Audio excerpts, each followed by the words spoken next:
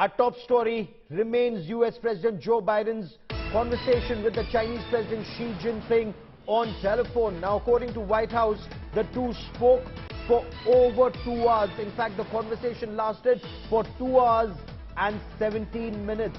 This is the fifth conversation between the two heads of state amidst the rising tension and multiple issues. This tension is due to issues like China's support to Russia on Ukraine, also COVID-19. But the latest flashpoint is the potential visit of the US House Speaker Nancy Pelosi to Taiwan.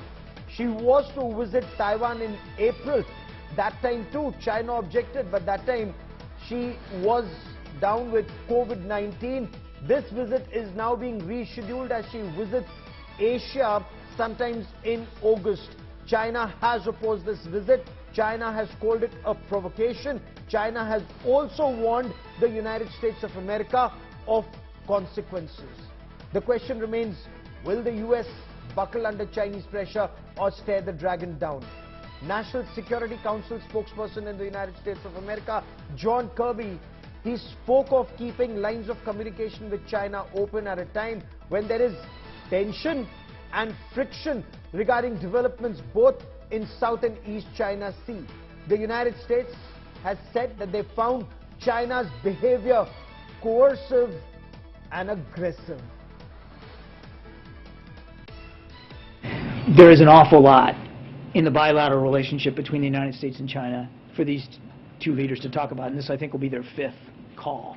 So it's not like they haven't had communications, and that's the key thing, is that the President wants to make sure that the lines of communication with President Xi remain open, because they need to.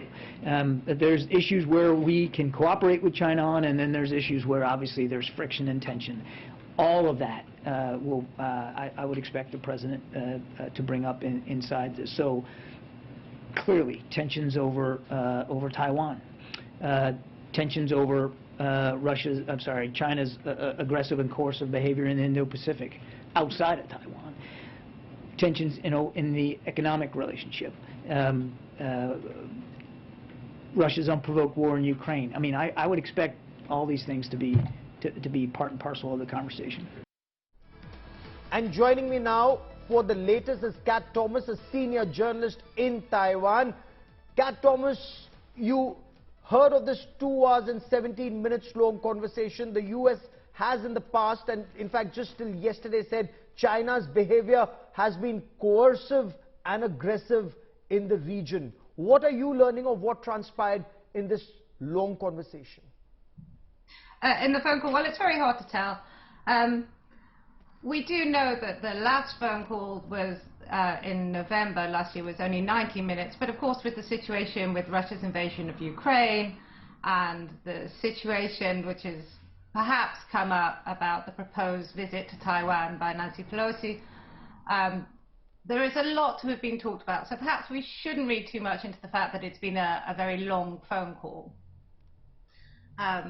Yes. Okay, so you say we shouldn't reach too much into this conversation, but you know, well, into the conversation, of course, once yes, it's released. But the length of the phone call, perhaps with the current situation, particularly with Ukraine, perhaps it's not such a surprise that they had a lot to discuss. And as the spokesperson from the White House said in that clip earlier, they were expecting to cover tensions in the region, as well as Ukraine, as well as economic ties. So there was a lot to be discussed, for sure.